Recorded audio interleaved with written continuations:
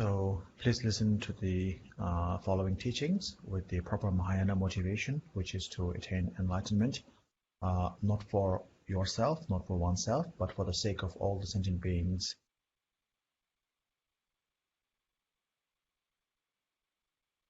So we will follow up from where we left last week, which is the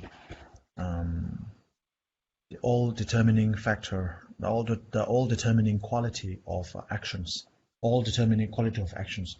So here, when we say action, action is synonymous with karma. Okay, so all-determining quality of actions means all-determining quality of the karma. So we covered several stories last week, right? So now we have some more stories in the book, and maybe I will quickly summarize them and then share the stories here.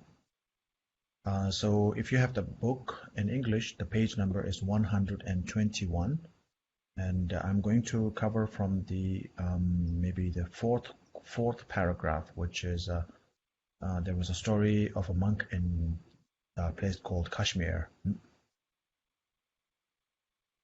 This story happened in a place called Kashmir in India. So back in the time during the Buddha's time, right? There was a monk by the name of Revati, and he had many disciples, and he also has clairvoyance, which means he can see the future, the past, and the future, as well as what's happening everyone around him in the present, and he has lots of miraculous powers. So one day, back in the day, during Buddha's time, the monks actually use they have to dye the monks' robes 4 times a year. The robes the monks have are actually nobody offers the robes to the monks in general. The monks would actually go to a cemetery, and then they would pick up the clothes that belong to the dead people, and then they would pick them up, or the people in the cemetery, not the one that the dead people are wearing, but usually people come and offer clothes to the dead ones. So nobody owns them. So the monks would pick up those clothes, not like immediately after they were offered, like maybe sometime, maybe 2-3 weeks after they were thrown away there, and the monks would pick them up, and because the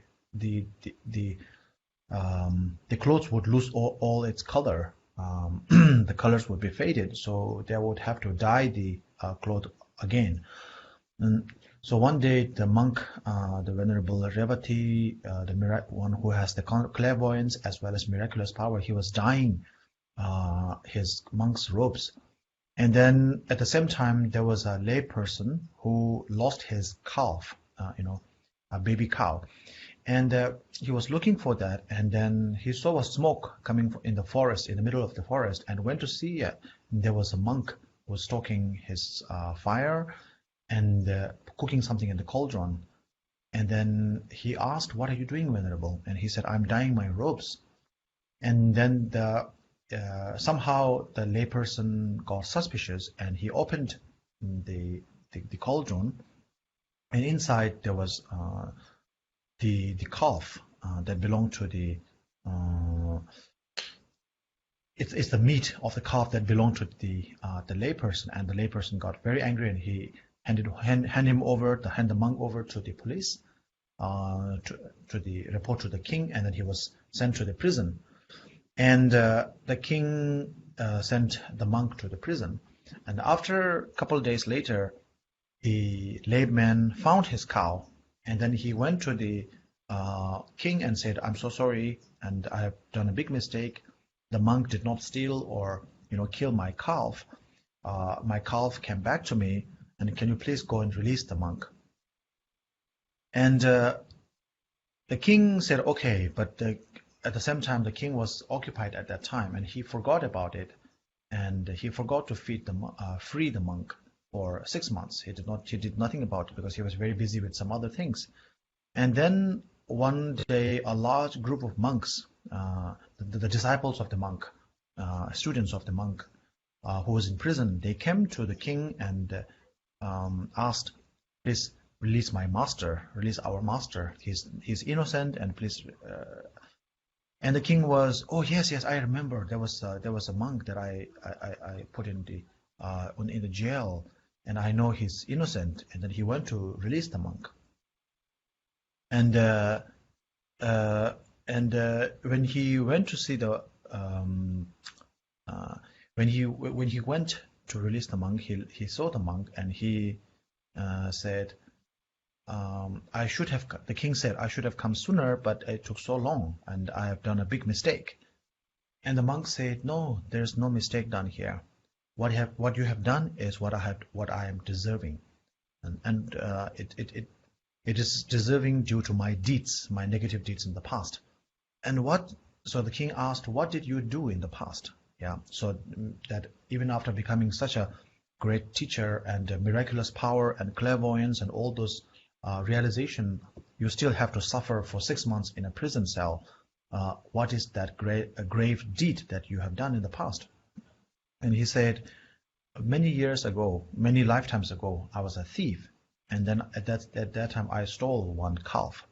And when the owner came after me, I ran off, and leaving the animal next to a Buddha, Pratyeka Buddha. That's I will explain about a Pratyeka Buddha later. So it's a very highly realized being, and who is usually engrossed in deep meditation. So the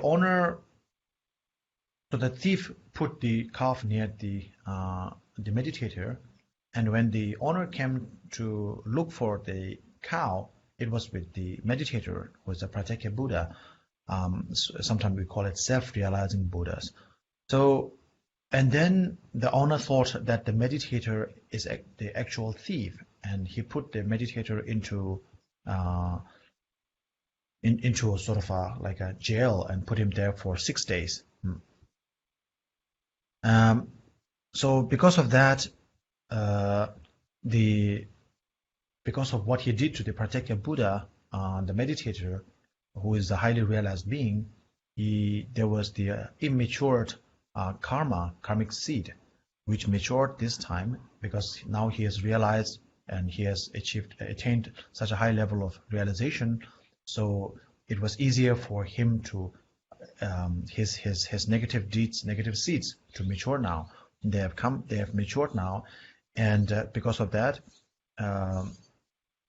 he actually was born in many of the lower samsaric lives, like the hell realm and ghost realm, hungry ghost realm, and animal realms, because of what he did to the Pratyeka Buddha. And this one is the last of them. That is the closure. That is the final one, because now he is a great meditator himself. He has to undergo this last bit, not as an animal or a hungry ghost or a hell being, but as a human being. Yeah. So what it's trying to point out here is, no matter how long it takes, no matter how many lifetimes it takes, no matter how much of attainment you have achieved in your lifetime, if you do not purify your negative karma, you will have to undergo it. There's no way out of that.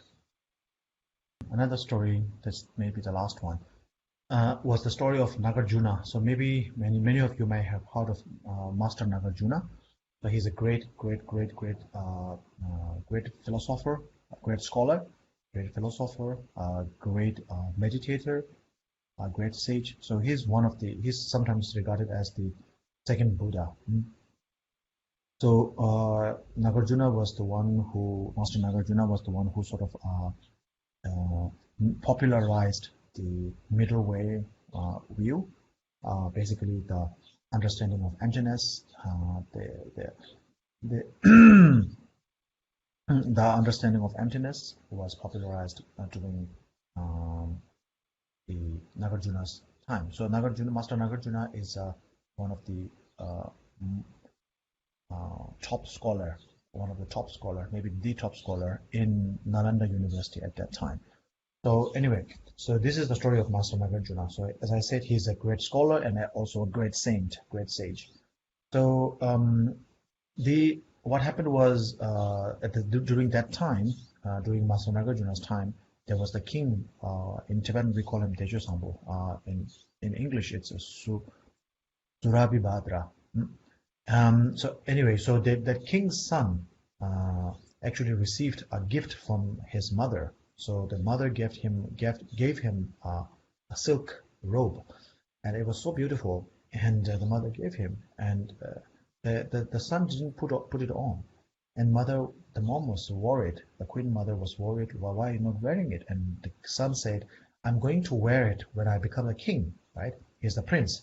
So he's the crown prince. So when he becomes the king, he's going to wear the robes. And the mother was, a little bit in a sorrowful state, a little bit sad. And the son said, "Why? Why are you sad, mom?" And she said, "You will never become the king." And he said, "Why will I not become the king?" And the mother said, "Because your son, your father has made a sort of a life pact, yeah, with Master Nagarjuna. And Master Nagarjuna has actually what we call Tsedrup, which is like the long life empowerment. So this is a little bit, we usually have long life empowerment here. We do that occasionally, right? So it's similar to that, but because Master Nagarjuna is such a great practitioner, has a great meditator and great realized being, so he was able to use the long life empowerment to its full extent, which means he can live as long as he wants to live. So he doesn't have to die until he wishes to die. So the mom said, your dad has made a life pact with Nagarjuna, and Nagarjuna has achieved long life empowerment, and so therefore, unless Master Nagarjuna dies, your father will not die, and until your father dies, you will never become the king. So the mother of the prince told him that unless Master Nagarjuna dies, your father will never die. And so maybe the solution is to go to Master Nagarjuna and ask him to die. And because he's a bodhisattva, he will never refuse a request. And then the son decided to go, the prince went to Master Nagarjuna, pay his respect and all that. "Master, I need you to die. Because if you don't die, my father will never die, and if my father never dies, I will never become the king. And so for that reason, I need you to die." And Master Nagarjuna said, "Okay, yeah, sure, go ahead, and you can cut my neck." And so the prince drew his sword and tried to cut the neck, and when he put the sword, when he tried to slay the Master Nagarjuna, when he tried to slice the head of Master Nagarjuna, he couldn't cut it, he couldn't slice it. And after several attempts, then Master Nagarjuna said, "I think you cannot, I think it cannot be fulfilled, because 500 lifetimes ago, I've already purified all my negative, I think last time I talked about the subconscious and the conscious negative emotions, right? The subconscious negative seeds and the conscious negative seeds. So anyway, so all the conscious level of negative seeds were all purified, especially negative seeds that were the outcomes of violent acts. So we have negative result, negative effects or consequences from violent negative act and non-violent negative acts also, right? So all the violent acts were pacified, all the violent acts were purified. So therefore, he doesn't have any of the remnants of the violent negative actions. So therefore, when you use sword, which is when you try to cut someone's head with a sword, you use force, which is violence. We cannot do that. And he said there may be a solution because Nagarjuna is considered, a bodhisattva. There are with the Arya Bodhisattva, a bodhisattva who can directly conceive emptiness. There are bodhisattvas who cannot directly conceive emptiness, who cannot conceive the truth, or the ultimate truth. And then there are the bodhisattvas who can directly perceive ultimate truth. And among those, these are called the Arya Bodhisattvas, right? The exalted Bodhisattvas. And among those Bodhisattvas, there are 10 levels. And Master Nagarjuna is considered to be level 8 already. So that's a very high level. So, and Master Nagarjuna looked back and he found out that even though there are no remnants of the violent actions that he had committed in the past, there was one incident, some sort of a non-violent, but at the same time negative, where he actually, when he was a farmer, he was cutting the grass, and one small insect, a small insect's head got stuck in the grass that he was cutting, and he actually popped off that insect's head unknowingly when he was a farmer. So that was very long time ago. So he looked at that particular, he looked back, because he has clairvoyance, he looked in the past, and he found out that negative deed, the negative effect of a non-violent action, non-violent negative action was still there. And he said, okay, so I used one grass called kusha. The name of the grass is called kusha grass. That's a Sanskrit or Hindi word.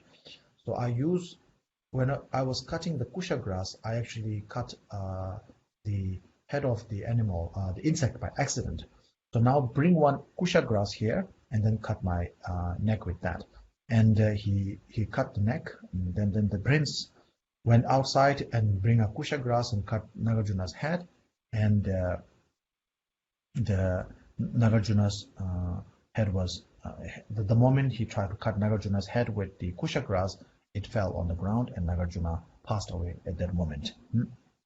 So this tells us that no matter how great of a bodhisattva you are, how great of a realized being you are, no matter how far it was, no matter how long it was, no matter how great you are, no matter how rich you are, no matter how powerful you are, the consequence of karma is ever determining. So it's that's why this chapter is known as the all-determining force of the karma. So the karma is ever determined, and it will always follow up behind you like a shadow following a body. And no matter where you are, no matter how far you go, it will always catch up behind you. So there was a line. There's a line from the Sutra of the Wise and the Foolish. So the Sutra of the Wise and Foolish actually is the past lives of the Buddha Shakyamuni. Okay, so what happened was when Buddha first became, when Siddhartha Gautama first got enlightened, he did not teach. We all know that, right? He did not teach for seven weeks, which is 49 days. So he sat down under the tree for some time, and then he wandered. He walked around all over, all over the place for 49 days. He did not teach. So meanwhile, so he wanted to show, he wanted us to know the scarcity, the rareness, the rarity, and the preciousness of the Buddha Dharma. And so therefore, it is important that the Buddha Dharma, to teach Buddha Dharma, people know the importance of the Buddha Dharma, and then you have to request somebody to teach. That's why you always, make the mandala offering before especially when you are a monk, you cannot teach somebody unless you are asked to teach. So we are not allowed to, promote, use the Dharma as in a promotional manner, and then convert people. These things are not allowed in the Dharma, in the Buddha's teaching. So if people ask us to teach, then we will teach. So the same way with Buddha, he did not teach for 49 days, and at that time, the kings of heaven, the gods of the god, and all the most powerful spirit people, most powerful individuals from the human realm, the spiritual realm, and all others, they gathered together to the Buddha, and then they asked him to teach. And they cited this story. They stated they cited this story called Sutra of the Wise and Foolish. So Sutra of the Wise and Foolish is actually a collection of stories that the gods, the king of the gods, the gods of the gods, narrated to Buddha Siddhartha Gautama to start teaching the Buddha Dharma. So they were like, in the past you have done this and this and this. In the past you have done this and this for the Buddha Dharma, and you have worked so hard to learn the Buddha Dharma, to become enlightened for the sake of all sentient beings. Now, after becoming a Buddha, if you decline to teach, then it's contradictory. It's so that they reminded him of that. So this is called the Sutra of Wise and Foolish. So now there's a quote from the Sutra of Wise and Foolish. We will read this one, okay? So it says, "Do not take lightly small misdeeds, believing they can do no harm. Even a tiny spark of fire can set alight a mountain of hay."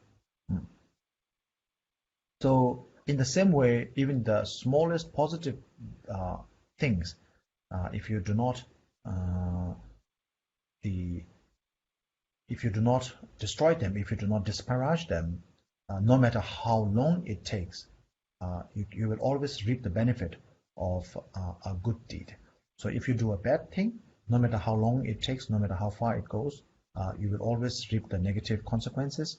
If you do a bad deed, if you do a good deed, no matter how long or how far it takes, how powerful you become, you will still enjoy the consequence or the benefits of the positive or negative actions that you have committed in the past. There are some stories regarding that. Maybe we can skip that. So when you do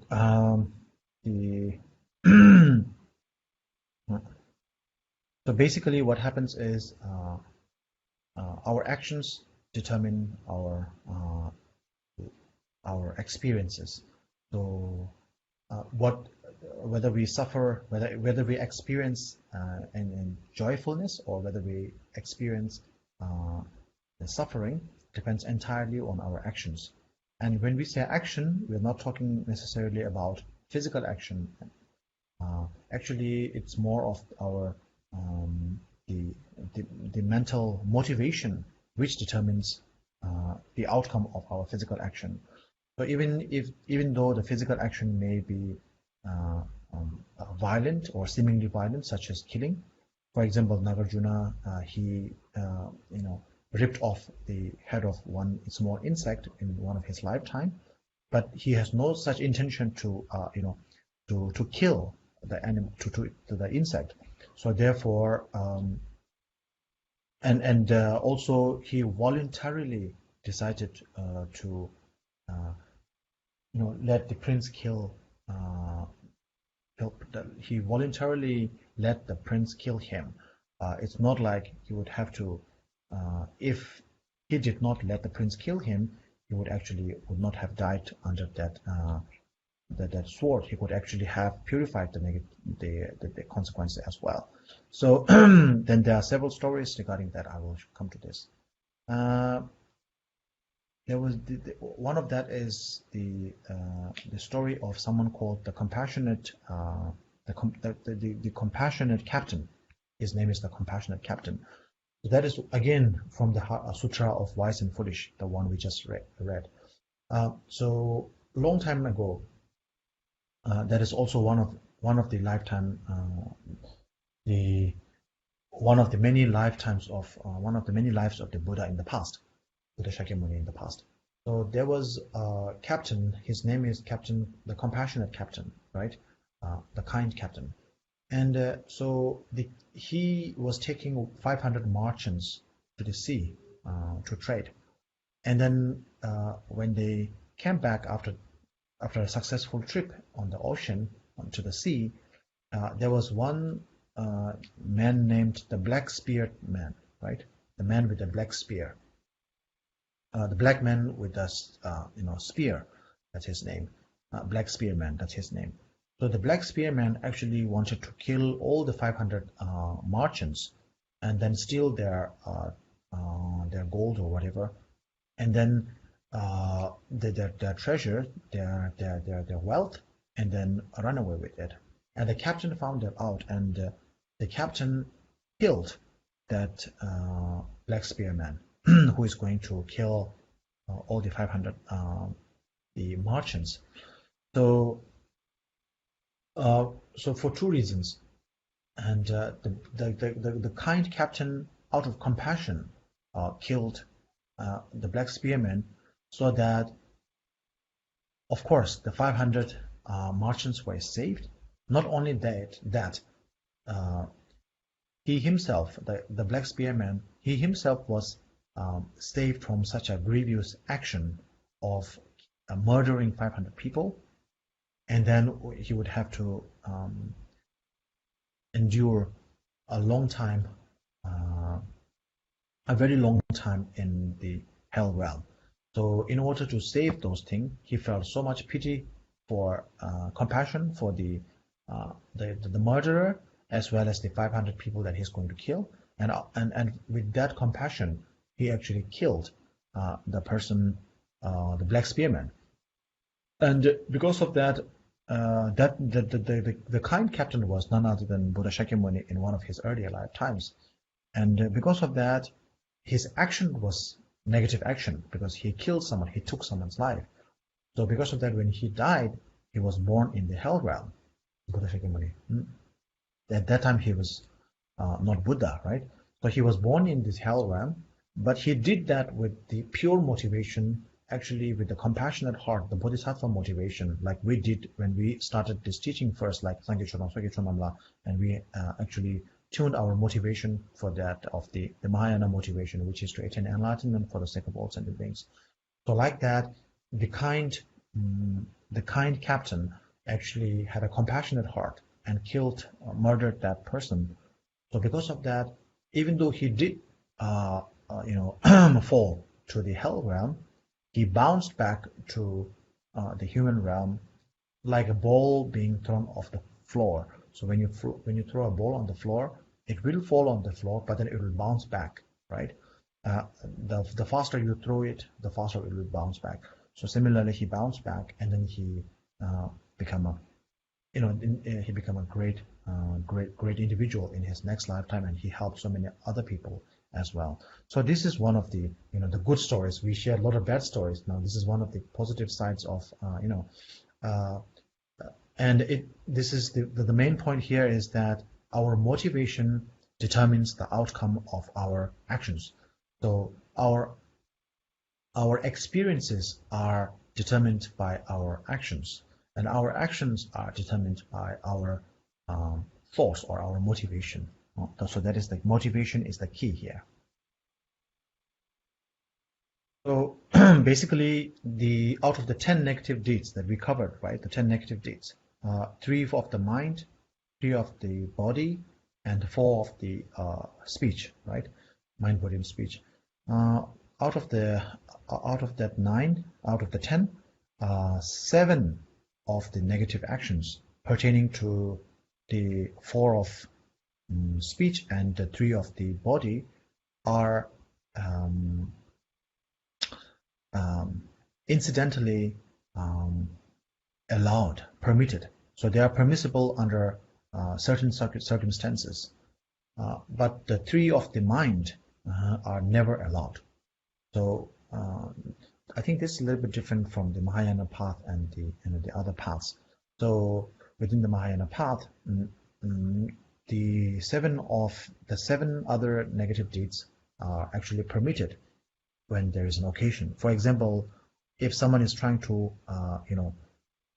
kill somebody, then in order to, and there's no other way, if somebody is trying to kill like 300 people, 500 people, and there's no other way to stop that, But by other than to kill that person who's trying to kill 300 people, then killing someone is permissible. Of course, there will be a negative consequence, but that it'll be easier to deal with. It will not be as grave as killing someone with the intent to, with the selfish intent. For example, similarly, if you stealing from the when somebody has stolen a lot of wealth and things from poor people, and then if you steal from the person who stole from the poor people and then give that back to the poor, then that is permissible. And so things like, and if somebody is being about to be killed, in order to save that person's life, you can lie and say. So I think I told the story of, there was a hunter who was looking for a deer, and the deer went to the left, but when he was asked the question, the monk said the deer went to the right. So that way, even though the monk told a lie, he told a lie not for selfish reason, but to save the deer's life. So these things are permissible under, when you are done with the not with a selfish motivation, but with the compassionate motivation. So that what it shows here is that the intention, the motivation is the key here. So if you make offering to 500 monks or 500,000 monks, or give food to all the poor people in the world, whatever, if your intention is to gain fame and have some selfish motivation, then physically this is a good deed. But because your intention was impure, the consequence, the benefits will also be minimal. But even if you do a very small, make a small sacrifice or do a small donation, but with a very pure heart, then the consequence will be maximum. So therefore, the intention is the key here, as I said earlier. The motivation, the intention is the key. I think the time is up, so I will just open up for questions.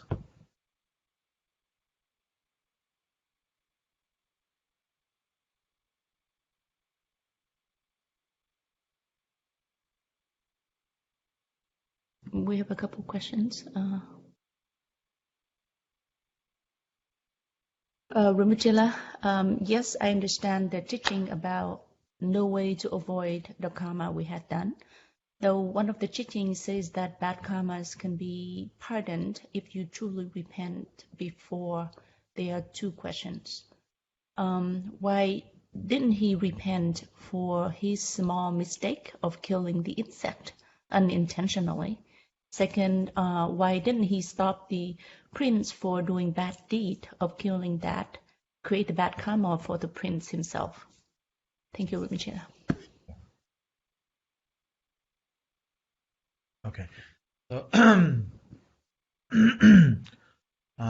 so the first one, even though even though he has such a realized master, why didn't he purify his negative deed? So I told you, as we discussed earlier, we have so many negative deeds that we have committed in the past. It's innumerable. So I think one of the biggest the biggest fallacy that we live in is that to feel that I am so right, I'm so good, I haven't done anything bad, and it's all around me. My family, my husband, my wife, my uncle, my friends, they were wrong, this and this and this and that, and because of that, my life is in such a jeopardy, and because of that, you keep thinking that, and always it's the other person's fault. And then, because the other person is always wrong, others are always wrong, and you are always right. So that sort of the tension between the two, you being always right and others being always wrong, that actually makes us suffer more and feel worse, and so on and so forth like that. So in reality, we have done so many negative things in our past lives, and we keep doing negative things as we speak right now. In this lifetime, we have done so many negative things. I've met so many Buddhists who keep saying like, I have done this and this and that, good things, and then they seem to think they haven't done anything bad in their life at all, because they didn't break the law, and whatever they did it for the family, they did it for their children, their parents, this and that, and then they think they have been so righteous.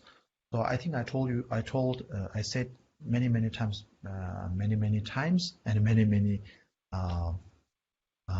months back, Dharma has many connotations. The word Dharma, one of the connotation for Dharma is righteousness. So in order to practice Dharma, you have to be righteous. You have to be rightful.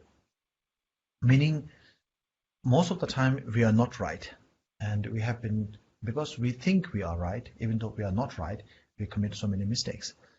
Now back to your question, which is one of the reason Nagarjuna has to undergo that was, even though he purified so many of his negative deeds, especially the negative things, negative actions that were, because he had reached such a high level, he already purified all the negative deeds concerned with violent actions. Okay, that much he was able to purify all of them.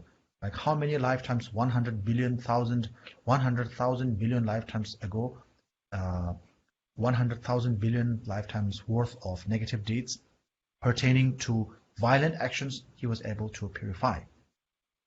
So each negative action has to be purified one by one, individually. You cannot whitewash everything in one pack. You cannot say like, I'm going to purify all my negativities today and put everything together and just whitewash that, purify that in one whole pack. If you want to purify the negative deeds you have done today, you have to remember each one of them one by one individually, and then you have to purify one by one. So Nagarjuna has purified all his negative actions pertaining to violent deeds, and also the negative deeds pertaining that he has done consciously. Okay, so if he kills someone with intention to harm that person, that part of negativity were all purified. So the negative one, the one he has to undergo now is he unintentionally, even unwittingly, he without knowledge, he actually killed that insect. He doesn't even know that. So this particular negative action, he actually has not purified. So therefore, it was still remaining at that time. And why did he? Why? So maybe your next question may be, why did not he purify at that time, and not instead of letting the prince kill him, why did not he purify that negativity at that time? So the thing was, as the mother was right, when you go to the Bodhisattva asking for something, the Bodhisattva never turns people back. So the Bodhisattva, the prince is actually regarded as a demon king. Okay, demon king. Actually, after he became the king, he actually destroyed a lot of monasteries and destroyed the Buddha Dharma as well. So there's a backstory as well. So that prince, when he came to ask the Nagarjuna to give up his life, the Nagarjuna cannot say no, because as a Bodhisattva, if he does not give his life to the person who asked for that, he is breaking his Bodhisattva vows. So for that reason, he has to give his head. In order to fulfill his Bodhisattva vows, he gave his head. Okay. The next question, which is why did he do that? By doing so, the prince committed such a grievous action, and he would go to hell and all that. That is true. But at the same time, as I said, so there is something called there is the Nagarjuna's individual karmic consequences, and then there is also something called the collective karma or fate, right? So the fate of Buddha Dharma is also sealed, just like individual beings, collective beings, and organizations also have a time limit, time frame. So Buddha Dharma is supposed to, Buddha Shakyamuni initiated the Buddha, Siddhartha Gautama initiated the Buddhism as we know it 2,600 years ago, and it's going to last. It is already prophesied that is going to last for 5,000 years, 500 years, right? That is 5,000 years. And after that, the Buddha Dharma as we know it will disappear. So, and then the future Buddha, the Maitreya Buddha's teaching will come. So this is actually connected to the fate of Buddhism as a whole. As I said earlier, this prince, his name is Gyabun Nuden. In Tibetan we call him, I don't know the Sanskrit name. Shunun Nuden is the name in Tibetan. So Nuden means powerful king. So anyway, so the prince, after killing his father, Nagarjuna died, and his father died, and then he became the king, and he actually, I think he killed his mother too, and then he killed a lot of people, and he actually destroyed a lot of monasteries, and the Buddhism came to,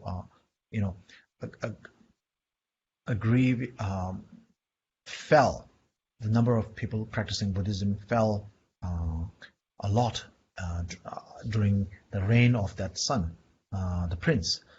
So Buddhism's fate is also connected to that. So this king was destined to destroy Buddhism, and Buddhism, there is a time where Buddhism there was a time when Buddhism was started, and Buddhism was flourishing, and then Buddhism going down. So these are all part of the life cycle of Buddhism. So Buddhism also has a life of its own.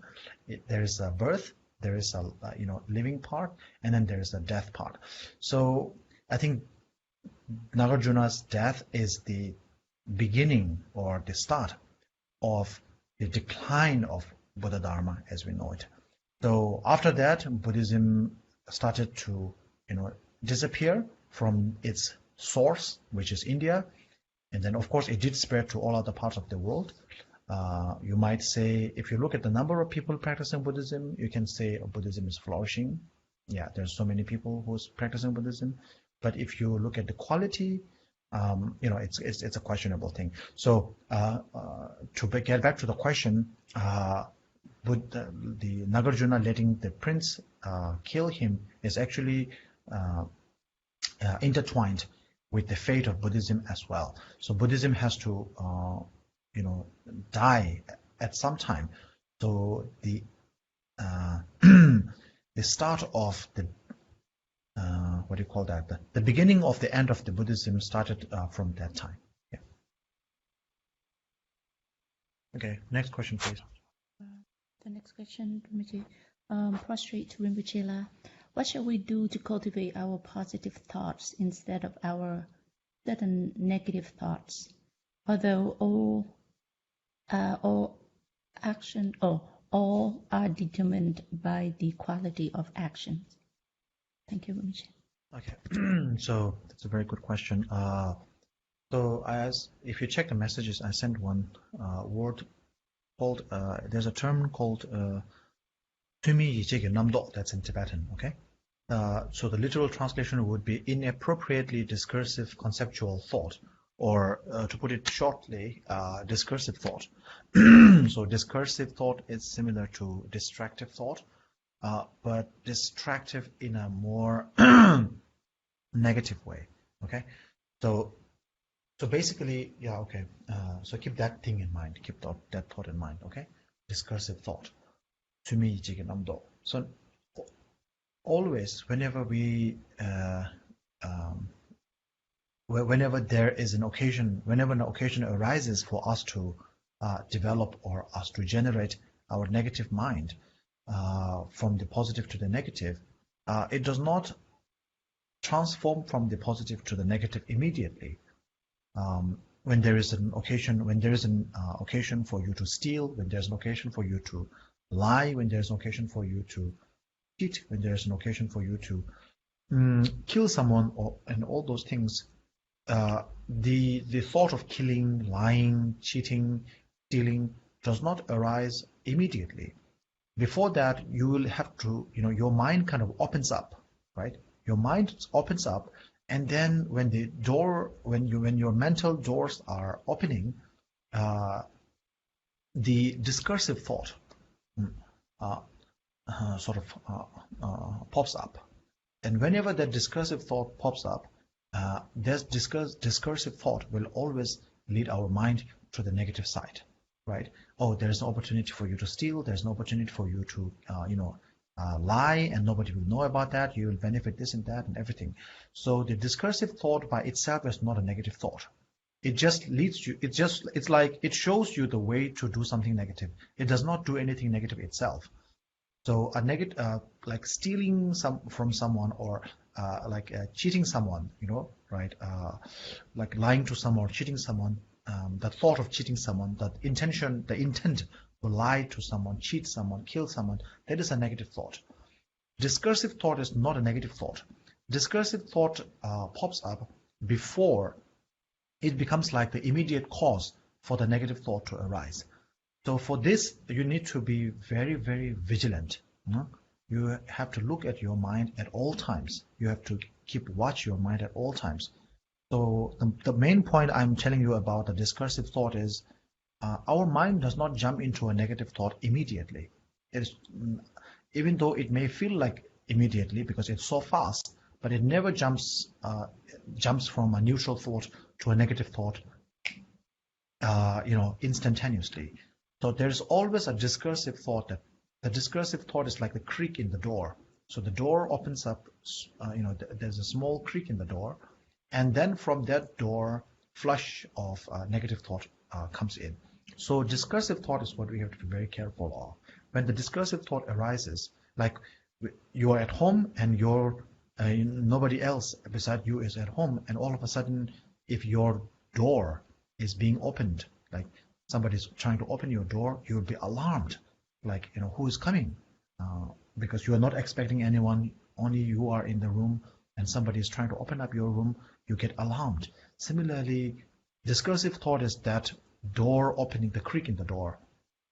So when that thing happens, you have to be very vigilant and catch it, so that the negative thought does not come. It is not easy. I will tell a few stories about this later. Maybe we don't have time right now.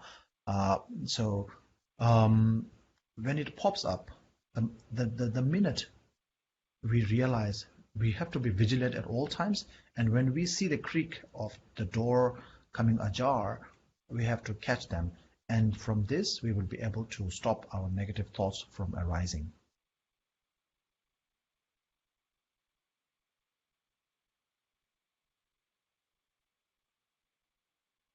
Let me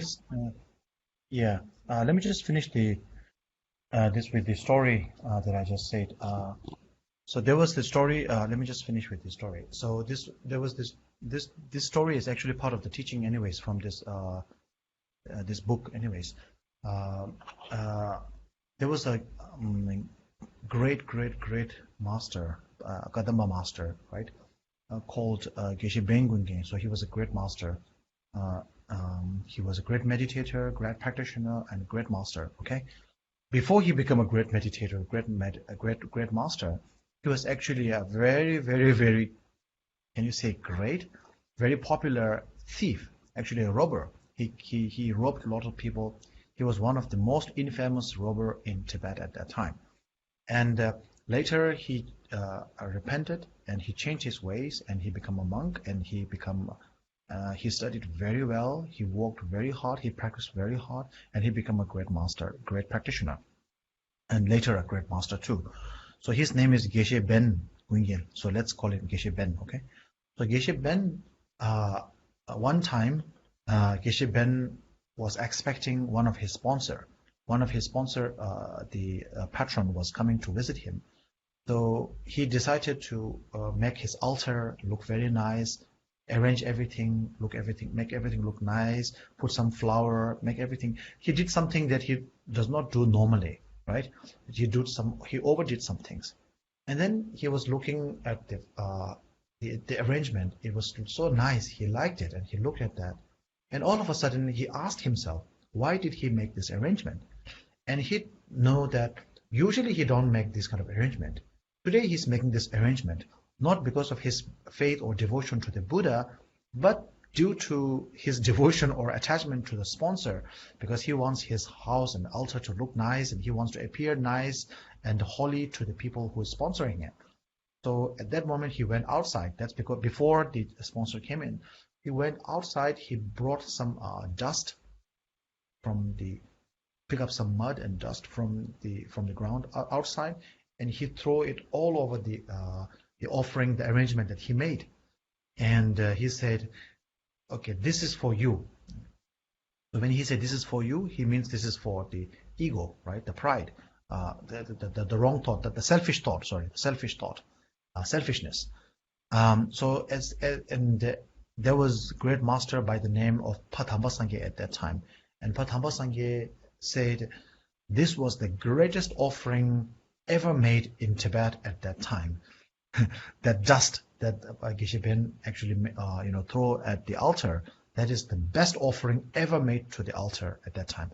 So what Pathamba Sangye was actually pointing out is, even though the action is so bad, right, throwing dust at the altar, but it's the intention that counts. So the intention, he actually threw the dust to his ego, to his selfish thought. That's one. Another time, so I have two more to come up. Okay. Another time, Geshe Ben was invited for a house blessing by one of the sponsors, and he was doing some prayer. And when the sponsors were not around, because he used to be a thief before, he stood up and he went to steal one. At that time, in Tibet we rely on dairy products, right? So he went to the shelf and he brought out one big loaf of butter, okay, one big packet of butter. He was stealing it, and all of a sudden he remembered, right? He was a monk and he's not supposed to do that, and he's a practitioner and everything. And then all of a sudden he shouted to the sponsor, like, "There's a thief! There's a thief in the house! There's a thief in the house! Someone is stealing here!" And then, and when the sponsors, the house owners were so much alerted, and they came in and they looked, and he was actually holding the other hand, right, the one that's stealing the butter. So he was holding the butter in his right hand, and the left hand is actually catching the other hand and saying, "This is the thief! This is the thief! This is the thief!" And that is one story. Another story was Geshe Ben was again in one of those is invited for he was doing a puja, and in the puja he was in the middle seat, not in the front or not in the back, but in the middle seat. And the sponsor was offering yogurt, right? A yogurt is considered a very delicacy in Tibet. So he was offered the monks were being offered yogurt, and when the front row is being offered the yogurt, Geshe Ben Gungyin, all of a sudden he thought, "Oh my God, all the good parts, right, the creamy part, were being offered to the front part. Now I'm in the middle part. Maybe I will not get my share." He was worried that he will not get his share. And all of a sudden he remembered, this is not what he is supposed to do. And immediately he put down his bowl. And when it was his turn to receive the yogurt, the sponsor came to offer the yogurt to him. He said, "I have had my share already. I do not need. I already had my share." So you will see here that Geshe Ben Gungyin was always vigilant with his mind.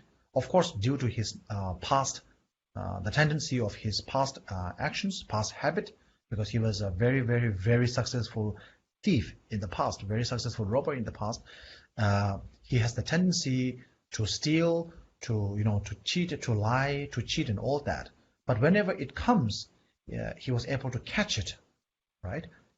Whenever the discursive thought comes across, he is able to catch it, and then he throws it away. So yeah, this is that's why being vigilant and always checking your mind. Okay, last thing, there was one Atisha, Master Atisha said, when you are alone, check your mind, check your thoughts. When you are with other people, when you are in a group, check your mouth, don't speak unnecessary things. When you are by yourself, always check your own thoughts. Okay, thank you everyone for tuning in and listening so intently for almost 2 hours now. before we sign off, I sign off. I want to say something.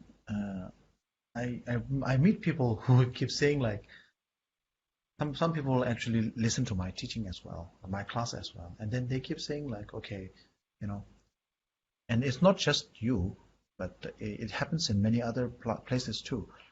So they listen to the Dharma, they study the Dharma, they read the books and everything, and then they keep asking like, Rinpoche, can you teach me something to practice, right? So the conversation that we are having, so the teachings of the Dharma teachings that I'm sharing with you, these are the instructions on how to do your practices. Each page has an instruction there. So today's instruction, for example, if you do not know that, after reading for so long, after reciting, after reading all the books, after listening to my, for example, like my class for 2 years or so on and so forth, and you still haven't got any idea what you have to practice, then either of us is doing a very bad job. Maybe you're not a good student, maybe I'm not a good teacher. So maybe both, right? And anyway, so it's important every time you're listening to the teaching, you need to be able to take something from the teaching that you can practice. I don't know you have been able to do that or not. So if you're not able to do that, then the teaching that you've listened to today is not very successful. So if you haven't been able to get that, then the main thing that you have to take from today's teaching is that the karma determines everything. Okay? And karma determines everything. First thing, all the good, all the joyful things that we experience, all the negative things that we experience, all the positive things that we experience are determined by our karma. And our karma is also determined by our thoughts, our mental, our mind, right? So therefore, keeping check on our mind is integral, important, most important. And negative thoughts, when they arise, negative thoughts do not arise instantaneously, without cause, out of the blue. There's no such thing. If you do not open any of your window or door, there will be no light in the room. So there has to be some opening, and that opening space, when the doors are opening a little bit opened, that is called the discursive thought. When the discursive thought is there, then all the negative thoughts can come in. Okay, so this is the text from today's teaching. So you have to remember those things. And if you think there's a teaching apart from this, then you are absolutely wrong. Understanding of the Dharma is the practice. If you think understanding, learning, studying of Dharma is one aspect, or is like an academic study, and then practicing Dharma means maybe sitting cross-legged, closing your eyes, lighting some incense, lighting some lamp, and chanting some mantra or something like that, you are absolutely wrong. If you do not put into practice what you understood from the teachings of the Buddha, then all these things become a superficial practice. Okay? Yeah.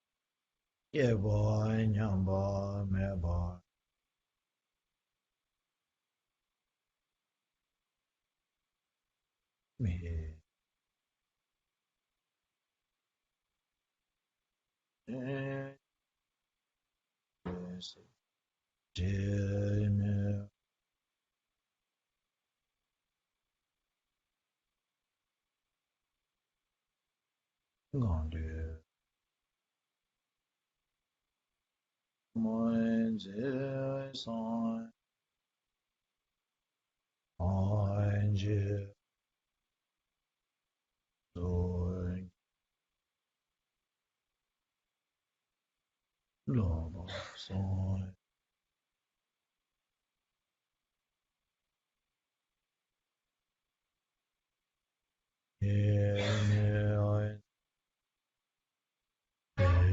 Jene jene je hoi jan pe de mo mo mo ze gan je soy gen soy hoi zon jan lo mi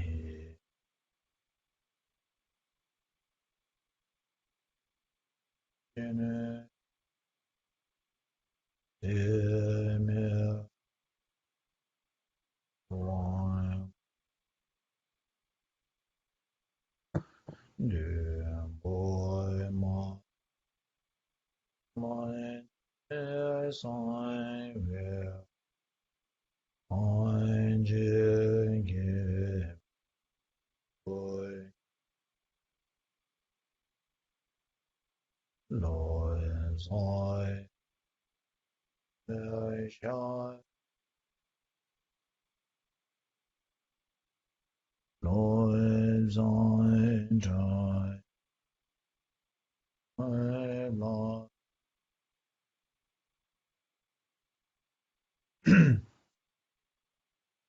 tembe ni bon tembe